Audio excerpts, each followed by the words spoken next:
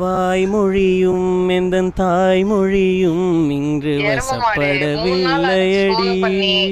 வயிற்றுக்கும் தொண்டைக்கும் உருவமில்லாதொரு உருண்டையும் உருளுதடி.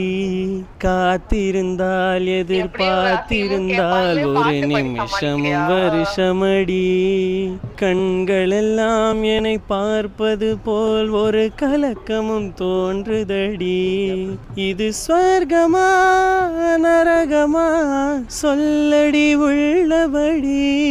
நாம் வாழ்வதும் விடை கொண்டு போவதும் உன் வார்த்தையில் உள்ளதடி.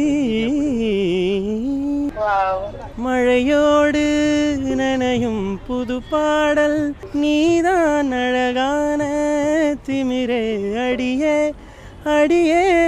காற்றோடு பரவும் உன் வாசம் தினமும் புது போதை தானே சிலையே அழகே. மந்தாரப்பூ போல மச்சம் காணும் வேளை என்னத்த நான் சொல்ல மிச்சம் ஒன்றும் இல்லை. முழுமதியினில் பனீரவினில் கனி பொழுதினில் ஓடாதே. மொழினால இந்த சாங்க ப்ரோ பாடுறாரு. இந்த பாட்டு எப்படி இருந்துச்சுன்னு கொஞ்சம் சொல்லிருங்க. சரி அதை நான் அப்புறம் சொல்றேன். இப்போ உங்க ஃப்ரெண்டு பாடினார் இல்லீங்களா, சோ இந்த சாங் எப்படி இருந்துச்சு? எல்லாமே சூப்பரா இருந்துச்சு. எவ்வளவு மார்க் கொடுக்கலான்னு இருக்கீங்க?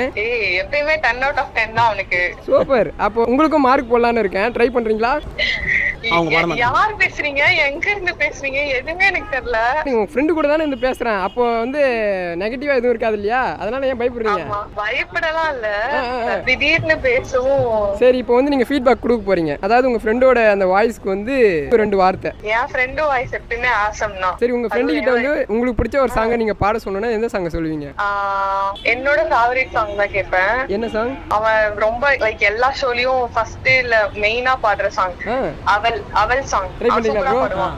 ஓகே. இப்போ அதை கேக்குறீங்க, அப்படியே நடுவுல வந்து முடிஞ்சதுக்கு அப்புறம் ஃபீட்பேக் சொல்றீங்க. நடுவுல எனக்கு சிச்சால சந்தோஷம் தான்.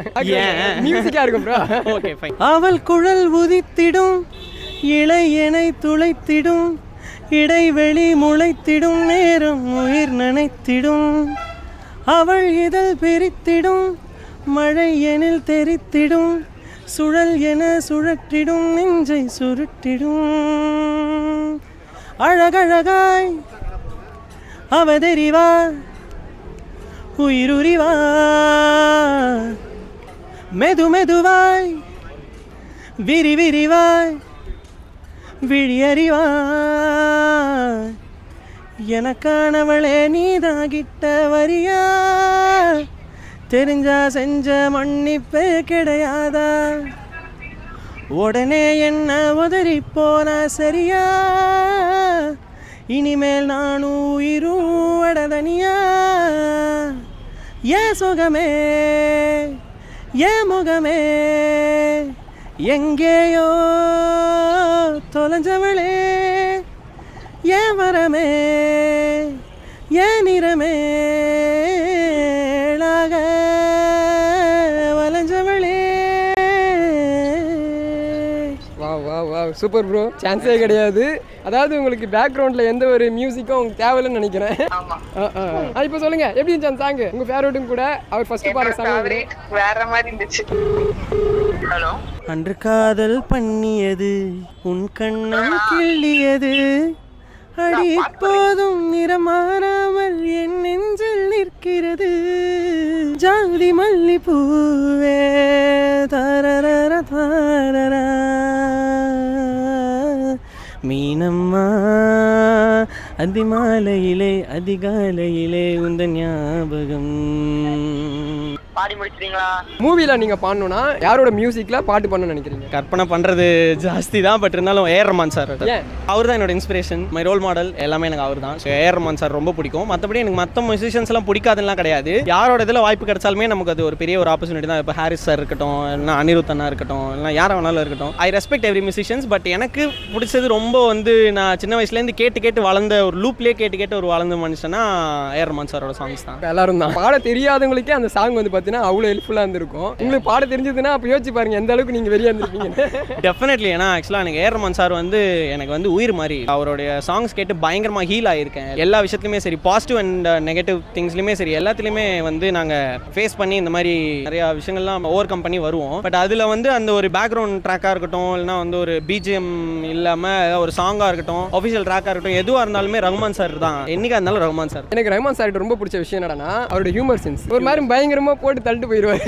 அதேதான். அதே மாதிரி அவரோட வாய்ஸ், எஸ்பெஷலி வாய்ஸ் வந்து அது ஒரு யூனிக்கான ஒரு வாய்ஸ் அவரோடது. நீங்கள் கண்டிப்பாக ஃபியூச்சரில் வந்து பார்த்தீங்கன்னா ஏஆர் ரஹ்மான் சார் வந்து அவருடைய மியூசிக்கில் நீங்கள் பாடுற ஒரு சான்ஸ் கண்டிப்பாக நடக்கும். அதை நான் ஏதோ ஒரு மூலையில இருந்து ப்ரோ அன்னைக்கு நான் சொன்னது நடந்துச்சு பார்த்தீங்களா அப்படின்ற மாதிரிலாம் நான் ப்ரௌடாக சொன்னது அப்படி நடந்துச்சுன்னா டெஃபினெட்லி அது காட்ஸ் கிரேஸ். கோடான கோடி புண்ணியம் உங்களுக்கு. சிங்கிங்ன்றது எப்போது ஸ்டார்ட் பண்ணீங்க ப்ரோ? 4 வயசுலேருந்தே பாட ஆரம்பிச்சிட்டேன். அதனால் 4 வயசுலேருந்து ஒன்லி அழுதுதான் இருக்கா. நீங்கள் எப்படி பாடினீங்க? அது இன்ட்ரெஸ்ட் ப்ரோ. சின்ன வயசுலேருந்தே மியூசிக் ரொம்ப இன்ட்ரெஸ்ட். எப்போ ஃபஸ்ட்டு ஸ்டேஜ் ஏறி பாடினீங்க? எனக்கு வந்து ஒரு மியூசிக் கம்யூனிட்டி தான் எனக்கு கொடுத்தாங்க. On the streets of Chennai ஒரு மியூசிக் கம்யூனிட்டி. ஸோ அவங்க தான் வந்து எனக்கு அந்த வாய்ப்பை ஏற்படுத்தி கொடுத்தாங்க. இதே இந்த பாண்டி பசார் ஸ்ட்ரீட்டில் தான் பாடினோம். ஐ திங்க் அது வந்து ஒரு 2019 இருக்கும்னு நினைக்கிறேன். 2019 இந்த மாதிரி இந்த ஸ்டேஜ் ஃபேர்லாம் வெளியே வந்து ஸ்டேஜ் ஃபேர் எனக்கு பேசிக்காக எனக்கு வந்து ஃபேர் கிடையாது. அதுக்கு முன்னாடி இந்த சின்ன வயசுலேயே சூப்பர் சிங்கர்லாம் பர்ஃபார்ம் பண்ணிட்டு இருக்கேன். TV reality show. ஆமாம், விஜய் டிவிலலாம் பர்ஃபார்ம் பண்ணியிருக்கேன். Vijay TV and Zee Tamil சரிகமபாலே பர்ஃபார்ம் பண்ணியிருக்கேன். இப்போ ரீசெண்டாக வந்து இதுலேயுமே பர்ஃபார்ம் பண்ணியிருக்கேன். அப்புறம் நிறையா ஸ்ட்ரீட் ஷோஸ் பர்ஃபார்ம் பண்ணி நிறையா மேடைகள் கிடைக்க ஆரம்பிச்சது. அப்படியே அதுலேயும் வேரியஸ் பிளாட்ஃபார்ம்ஸில் பாடிட்டு இருக்கேன். யூடியூப், இன்ஸ்டாகிராம் எல்லாத்துலேயுமே ஹைலைட் ஆகிட்டு. இன்ஸ்டா ஐடி சொல்லிடுறீங்களா? guru_guhan2704. நீங்கள் பாடிடுறீங்க இல்லைங்களா? நிறைய பேர் ஃபீட்பேக் கொடுத்துருப்பாங்க. எந்த மாதிரி ஃபீட்பேக்லாம் உங்களை வந்து இன்னும் நல்லா பாட வச்சுது? நிறைய விஷயம் அவங்க நெகட்டிவாக சொல்கிறத நான் நிறைய எடுத்துப்பேன். பிகாஸ் ஆமாம், ஆக்சுவலாக அவங்க நெகட்டிவாக சொன்னாங்கன்னா ஸோ இந்த இடத்துல வந்து நமக்கு தப்பு இருக்குது போல், இது வந்து நம்ம நோட்டீஸ் பண்ணி இன்னும் கொஞ்சம் நல்லா பக்காவாக பண்ணணுன்றதை நான் யோசிப்பேன். அதே சமயத்தில் பாசிட்டிவ் வந்ததுன்னா எடுத்துப்பேன். அது தலைக்கு மேலே போகக்கூடாது, அவ்வளோதான். அது இங்கே வரைக்கும் இருந்தால் ஓகே. எல்லாம் ஆக்சுவலி யாருன்னு வந்து பார்த்தீங்கன்னா அசைன் டாக்ஸ்னு யூடியூப் சேனல் வச்சிருக்கிற ஒரு ஆங்கர். நேம் வந்து அசைன் தான். பார்த்தீங்கன்னா தெரிஞ்சிருக்கும். உங்கள் ஃப்ரெண்டோட வீடியோவும் அதுதான் வரும். விஜிஎஸ் இன்ஸ்டா ஐடி அதுலேயும் அப்லோட் பண்ணுறோம் ஃபஸ்ட்டு. ஸோ மறக்காமல் ஃபாலோ அண்ட் சப்ஸ்கிரைப் பண்ணி வச்சுக்கிட்டீங்கன்னு வச்சுங்களேன். உங்களோட வாய்ஸ் அண்ட் அவருடைய பர்ஃபார்மன்ஸ் லைவாக வந்து நீங்கள் பார்த்துக்கலாம். Thank you so much. நீங்கள் உங்கள் ஃப்ரெண்டுக்கு வந்து ப்ராங்க் கால் பண்ணி பாட்டு மட்டுமே பாடணும். ட்ரை பண்ணுறீங்களா? ஓகே. அவுட் ஸ்பீக்கர் போடுங்க. ப்ராங்க் கால்னு அவருக்கு தெரியக்கூடாது. கேமராடா பாவி. என்ன ப்ரோ? சரி போகும். ஆமாம்மா வீடியோமா. சரி விடுங்க. ஓகே பரவாயில்ல.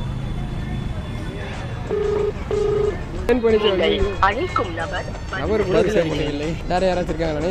அவங்க என்ன பேசினாலுமே சரி, நீங்கள் வந்து பாட்டு மட்டுமே பாட்டு வைக்கணும்.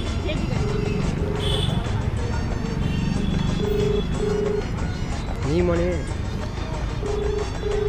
என்னப்பா இன்னைக்கு பார்த்து யாருமே ஃபோன் எடுக்க மாட்டேங்கிறாங்க. யாரும் இல்லையா ப்ரோ?